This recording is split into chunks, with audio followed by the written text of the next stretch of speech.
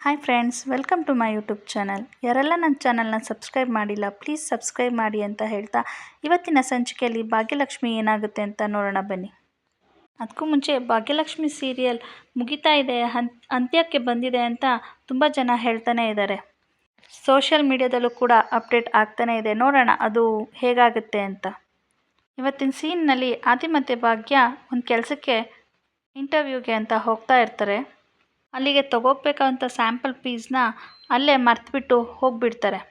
ಅದು ಹೇಗೆ ಅಂದರೆ, ಭಾಗ್ಯ ಕಾರ್ಲಿ ಎಲ್ಲ ಐಟಮ್ಸ್ನ ಲಗೇಜ್ಗಳನ್ನೆಲ್ಲ ಹಾಕಬೇಕಾದ್ರೆ ಸಡನ್ನಾಗಿ ಅದು ಕೆಳಗಡೆ ಸ್ಯಾಂಪಲ್ ಪೀಸ್ ಬಿದ್ದೋಗುತ್ತೆ. ಅವರದನ್ನ ನೋಡ್ಕೊಳ್ಳೋದಿಲ್ಲ.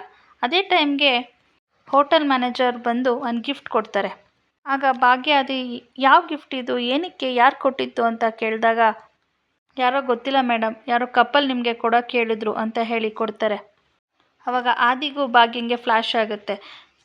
ನೈಟು ಡ್ರೆಸ್ ಹರಿದೋಗಿದ್ದಾಗ ಅದನ್ನು ಆಲ್ಟ್ರೇಷನ್ ಮಾಡಿ ಸ್ಟಿಚ್ ಮಾಡಿ ಭಾಗ್ಯ ಅದನ್ನ ಕೊಟ್ಟಿರ್ತಾಳೆ. ಅವ್ರು ಕೊಟ್ಟಿರ್ತಾರೆ ಅಂತ ಅಂದ್ಕೊಂಡು ಈಸ್ಕೊಂಡು ಖುಷಿಯಾಗಿ ಅದನ್ನ ಕಾರ್ ಒಳಗಡೆ ಹಾಕಿ ಇಬ್ಬರು ಕಾರ್ ಒಳಗಡೆ ಕೂತ್ಕೋತಾರೆ. ಆಗ ಭಾಗ್ಯ ದೇವ್ರ ಹತ್ರ ಬೇಡ್ಕೊಡ್ತಾಳೆ, ಅಪ್ಪ ದೇವ್ರೆ, ಹೇಗಾದರೂ ಮಾಡಿ ನನಗೆ ಕೆಲಸ ಸಿಗೋ ರೀತಿ ಮಾಡು, ನಮ್ಮನೆ ಉಳಿಸ್ಕೊಳ್ಳೋ ಹಾಗೆ ಮಾಡು, ನಾನು ಯಾವತ್ತೂ ಏನು ಮಾಡಬೇಕು ಅಂದರೂ ನೀನು ಕೇಳದೆ ನಾನು ಮಾಡಲ್ಲ, ದಯವಿಟ್ಟು ನನಗೆ ಸಹಾಯ ಮಾಡು ಅಂತ ಕೇಳಿಕೊಂಡು ಆವಾಗ ಆದಿ ಹೇಳ್ತಾನೆ, ನೀವು ಬೇಡ್ಕೋತಾ ಇರೋದು ನೋಡಿದ್ರೆ ದೇವರು ಇವಾಗಲೇ ತಥಾಸ್ತು ಅಂತ ಅಂದಿರ್ತಾನೆ, ತಲೆ ಕೆಡಿಸ್ಕೋಬೇಡಿ, ಎಲ್ಲ ಒಳ್ಳೆಯದೇ ಆಗುತ್ತೆ ಅಂತ ಹೇಳಿ ಹೊರಡ್ತಾರೆ. ಆದರೆ ಒಂದೇ ಒಂದು ಸ್ಯಾಂಪಲ್ ಪೀಸ್ ಅದು ಕಾರಿಂದನೇ ಬಿದ್ದೋಗಿರುತ್ತೆ. ಅದನ್ನು ಅವರು ಅಲ್ಲೇ ಬಿಟ್ಟು ಹೊರಟ್ಬಿಡ್ತಾರೆ. ಇನ್ನು ಈ ಕಡೆ ಪಾಪ ತನ್ವಿ ಮನೇಲಿ ಆವಾಗ ತಾನೇ ಎದ್ದು ಕೂತ್ಕೊಂಡಿರ್ಬೇಕಾದ್ರೆ ಅವ್ರ ಫ್ರೆಂಡ್ ಕಾಲ್ ಮಾಡ್ತಾರೆ.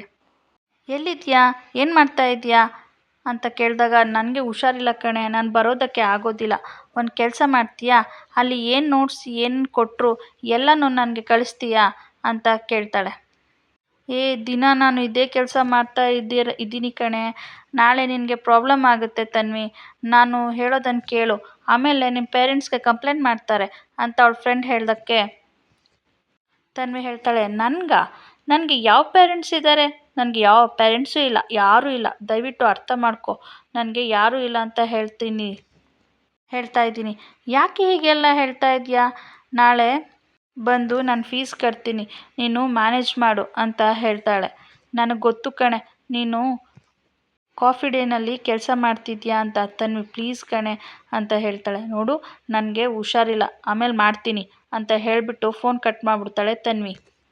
ಆಮೇಲೆ ದುಡ್ದಿರೋ ದುಡ್ಡನ್ನೆಲ್ಲ ಇಟ್ಕೊಂಡು ಎಣಿಸ್ತಾ ಇರ್ತಾಳೆ. ಎಣಿಸ್ತಿರ್ಬೇಕಾದ್ರೆ ಅವಳು ಸುನಂದ ಅವರು ಬರ್ತಾರೆ.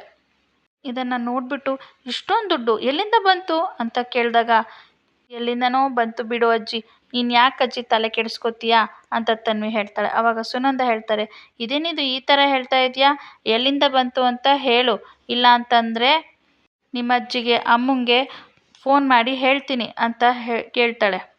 ಹೇಳ್ತೀಯಾ, ಹೇಳ್ಕೊ ಹೋಗು, ನಾನು ಇವಾಗ ಇಂಡಿಪೆಂಡೆಂಟಾಗಿ ಬದುಕಬೇಕು ಅನ್ನೋದು ನನಗೆ ಗೊತ್ತಿದೆ.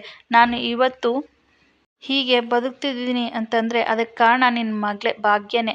ಅವರು ಕರೆಕ್ಟಾಗಿದ್ದಿದ್ರೆ ನಾವು ಯಾಕೆ ಹಿಂಗಿರ್ತಿದ್ದೆ. ಅವರು ಮಾತ್ರ ಚೆನ್ನಾಗಿ ಒಳ್ಳೆ ಮನೆ ಸೇರ್ಕೊಬಿಟ್ರು. ಒಂದಿನಾರು ಫೋನ್ ಮಾಡಿ ಹೇಗಿದ್ಯಾ ಅಂತನಾರು ಯೋಚನೆ ಮಾಡಿದಾರಾ, ಇಲ್ಲ ನನ್ನ ಕೇಳಿದ್ರಾ ಅಂತ ತನ್ವಿ ಹೇಳ್ತಾಳೆ.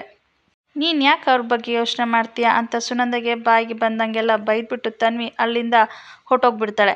ಆದಿ ಮತ್ತು ಭಾಗ್ಯ ಇಬ್ಬರು ಮಾತಾಡಿಕೊಂಡು ಹೋಗ್ತಿರ್ಬೇಕಾದ್ರೆ ತನ್ವಿಗೆ ಕಳಿಸಿದ ದುಡ್ಡನ್ನ ವಾಪಸ್ ಕಳಿಸಿರ್ತಾಳೆ ತನ್ವಿ.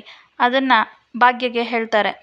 ಏನು ಅಂತ ಭಾಗ್ಯ ಕೇಳಿದಾಗ, ಹೌದು, ಈ ಗೆಳತಿ ನೀವು ಎಲ್ಲರೂ ಎಷ್ಟು ಸೆಲ್ಫಿಶ್ ಅಂತಂದರೆ ನನಗೆ ಅದನ್ನು ಎಕ್ಸ್ಪ್ಲೇನ್ ಮಾಡೋಕ್ಕಂತೂ ಆಗಲ್ಲ ಅಂತ ಆದಿ ಹೇಳ್ತಾನೆ. ಅದೇ ಟೈಮ್ಗೆ ಗೂಂಡಗಳು ಪಕ್ಕದಲ್ಲೇ ಹೋಗ್ತಾ ಇರ್ತಾರೆ. ಕಾರು, ಅದೇ ಕಾರಲ್ವೇನೋ ಅಂತ ಗೂಂಡಗಳು ಮಾತಾಡ್ಕೋತಾ ಇರ್ತಾರೆ. ಹೌದು, ನಾವು ಹುಡುಕ್ತಾ ಇರೋ ಕಾರು ಅದೇ ಅಂತ ಒಬ್ಬ ಹೇಳ್ತಾನೆ.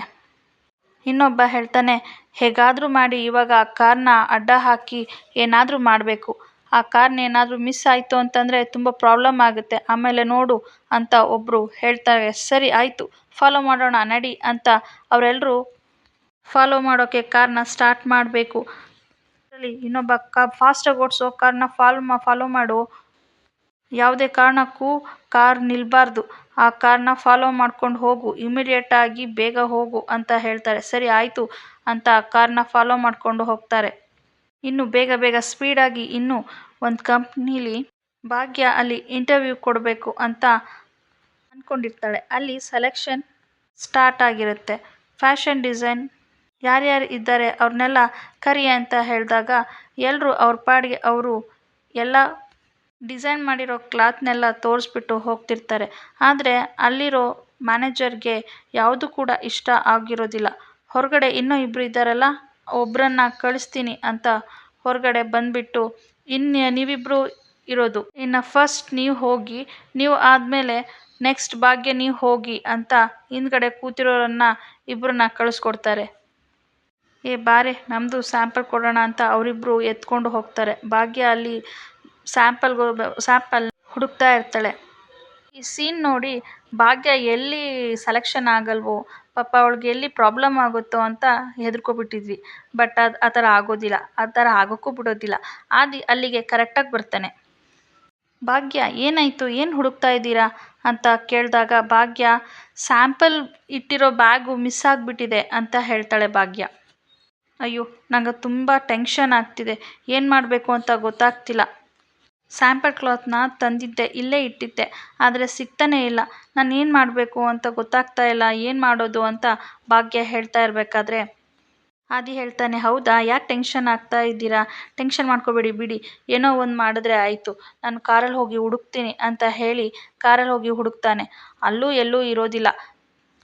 ಆಗ ಈ ಕಡೆ ಗೂಂಡಗಳು, ಇಲ್ಲೇ ಎಲ್ಲೋ ಬಂತಲ್ಲೋ ಕಾರು, ಎಲ್ಲೋ ಹೋದ್ರೋ ಅವರು ಅಂತ ಯೋಚನೆ ಮಾಡ್ತಾ ಇರಬೇಕಾದ್ರೆ ಒಂದು ಲೇಡಿ ಗೂಂಡಗಳಿಗೆ ಕಾಲ್ ಮಾಡ್ತಾಳೆ. ಮೇ ಬಿ ಅದು ಕನ್ನಿಕಾ ಅಥವಾ ಅಕ್ಷತಾ ಆಗಿರ್ಬೋದು ಅಂತ ಅನಿಸುತ್ತೆ. ಫೋನ್ ಮಾಡಿಬಿಟ್ಟು ಅವನಿಗೆ ಬೈತಾರೆ, ನೋಡು ನಾನು ಹೇಳಿರೋ ಕೆಲಸ ಆದಷ್ಟು ಬೇಗ ಮುಗಿಸ್ಬೇಕು. ನೀವು ಸುಪಾರಿ ಕೊಟ್ಟಿರೋದು ನಾನು ಫಸ್ಟ್ ಟೈಮ್ ಅಲ್ಲ. ನೀವೇನಾದರೂ ಅವರಿಬ್ಬರನ್ನ ಎತ್ತಲಿಲ್ಲ ಅಂತಂದರೆ ನೆಕ್ಸ್ಟ್ ನಿಮ್ಮನ್ನೇ ಎತ್ತೋಕೆ ನಾನು ಯಾವುದೇ ಹಿಂದೆ ಮುಂದೆ ನೋಡೋದಿಲ್ಲ. ಒಬ್ಬಳನ್ನ ಎತ್ತೋಕೆ ಸುಪಾರಿ ಕೊಟ್ಟಿರೋಳು, ನಿಮ್ಮ ಅಷ್ಟು ಜನನ ಎತ್ತೋಕೆ ನನಗೇನು ಕಷ್ಟ ಆಗೋದಿಲ್ಲ ಅಂತ ಹೇಳ್ತಾಳೆ. ಇನ್ನು ಈ ಕಡೆ ಕುಸುಮ ಹಾಸ್ಪಿಟ್ಲಲ್ಲಿ ಸೇರಿಸ್ಬಿಟ್ಟು, ಅಯ್ಯೋ ದುಡ್ಡು 1 ರೂಪಾಯಿನೂ ಇಲ್ವಲ್ಲ, ಏನು ಮಾಡೋದು, ಅಟ್ಲೀಸ್ಟ್ ಭಾಗ್ಯಂಗಾದರೂ ಫೋನ್ ಮಾಡೋಣ ಅಂತ ಅಂದರೆ ಏನು ಮಾಡ್ತಿರ್ತಾಳೋ ಏನೋ ಅಂತ ಅಂದ್ಬಿಟ್ಟು ಫೋನ್ನ ಎತ್ಕೋತಾಳೆ. ತಕ್ಷಣ ಅಯ್ಯೋ ಬೇಡ ಬೇಡ, ಮೊದಲೇ ಅವಳು ಕನ್ನಿಕಾ ಹೇಳ್ತಾಳೆ, ನಮ್ಮ ಅಣ್ಣನ ಹತ್ರ ದುಡ್ಡು ಈಸ್ಕೊಳ್ಳೋದು, ಭಾಗ್ಯಂಗೆ ಫೋನ್ ಮಾಡೋದು, ಅದು ಮಾಡ್ತೀರಾ ಅಂತ ಬೈದಿರ್ತಾಳೆ. ಅದನ್ನ ನೆನೆಸ್ಕೊಂಡು ಬೇಡಪ್ಪ, ಭಾಗ್ಯಂಗೆ ಫೋನ್ ಮಾಡಿದ್ರೆ ಅವಳು ನಾನು ಏನು ಹೇಳ್ದೇನೆ ಅವಳಿಗೆಲ್ಲ ಕಂಡಿಡ್ದು ಬಿಡ್ತಾಳೆ, ಬೇಡ ಬೇಡ ಅಂತ ಯೋಚನೆ ಮಾಡಿಕೊಂಡು ಪಾಪ ಕುಸುಮ ಸುಮ್ಮನೆ. ಇನ್ನು ಈ ಕಡೆ ಮ್ಯಾನೇಜರು ಸೂಪರ್ವೈಸರು ಕ್ಯಾಬಿನಲ್ಲಿ ಮಾತಾಡಬೇಕಾದ್ರೆ ಭಾಗ್ಯ ಡೈರೆಕ್ಟಾಗಿ ಕ್ಯಾಬಿನ್ ಒಳಗಡೆ ಬರ್ತಾಳೆ. ಯಾರಪ್ಪ ಈ ಕಡೆ ಈ ಥರ ಹಿಂಗೆ ಬರ್ತಾ ಇದ್ದಾರೆ ಅಂತ ಹೇಳಿದಾಗ ಆವಾಗ ಸೂಪರ್ವೈಸರ್ ಹೇಳ್ತಾನೆ, ಸರ್ ಅದೇ ಲಾಸ್ಟ್ ಇಂಟರ್ವ್ಯೂ ಬಂದಿರೋದು ಇವರೇ ಸರ್. ಹೌದಾ, ಎಲ್ಲಮ್ಮ ನಿಂದು ಸ್ಯಾಂಪಲ್ ಪೀಸ್ ಕೊಡು ಅಂತ ಮ್ಯಾನೇಜರ್ ಕೇಳ್ತಾರೆ. ಸರ್ ನಾನು ಸ್ಯಾಂಪಲ್ ಪೀಸ್ ತಂದಿಲ್ಲ ಸರ್, ಬೈ ಮಿಸ್ಸಾಗಿ ಕಳೆದೋಗಿದೆ. ಪ್ಲೀಸ್ ಸರ್ ನನಗೆ ಒಂದೇ ಒಂದು ಚಾನ್ಸ್ ಕೊಡಿ, ನಾನು ಇಲ್ಲೇ ರೆಡಿ ಮಾಡಿ ಕೊಡ್ತೀನಿ, ಒಂದು ಸ್ವಲ್ಪ ಟೈಮ್ ಕೊಡಿ ಸರ್ ಅಂತ ಕೇಳ್ತಾಳೆ. ಚಾನ್ಸ್ ಎಲ್ಲ ಕೊಡೋಕ್ಕಾಗೋದಿಲ್ಲ ಅಂತ ಮ್ಯಾನೇಜರ್ ಹೇಳ್ತಾರೆ. ಇನ್ನು ಪಾಪ ಕುಸುಮ ಬಿಸಿಲಲ್ಲಿ ಹೊರಗಡೆ ಎಲ್ಲ ಸುತ್ತಾಡ್ತಾ ಇರ್ತಾಳೆ. ಇದನ್ನೆಲ್ಲ ನೋಡಿದ್ರೆ ಪಾಪ ಕುಸುಮ ಥರ ಜೀವನ ಮಾಡೋರು ಎಷ್ಟು ಕಷ್ಟಪಡ್ತಿದ್ದಾರೆ ಅಂತ ಈ ಸೀರಿಯಲಲ್ಲಿ ನಿಜವಾಗ್ಲೂ ಗೊತ್ತಾಗುತ್ತೆ. ಭಾಗ್ಯ ಇದ್ದಾಗ ಚೆನ್ನಾಗಿ ಭಾಗ್ಯ ಜೊತೆ ಇದ್ದು ಬೈಕೊಂಡು ಎಲ್ಲ ಓಡಾಡಿಕೊಂಡು ಮಕ್ಕಳನ್ನು ಓಡಾಡಿಕೊಂಡು ನಗಿಸ್ತಾ ಬೈಕೊಂಡು ಎಲ್ಲ ಇರ್ತಿತ್ತು ಕುಸುಮ. ಅವತ್ತು ಇಷ್ಟು ಕಷ್ಟಪಡ್ತಿದ್ದಾಳೆ ಅಂದರೆ ತುಂಬ ಬೇಜಾರಾಗುತ್ತೆ ಫ್ರೆಂಡ್ಸ್.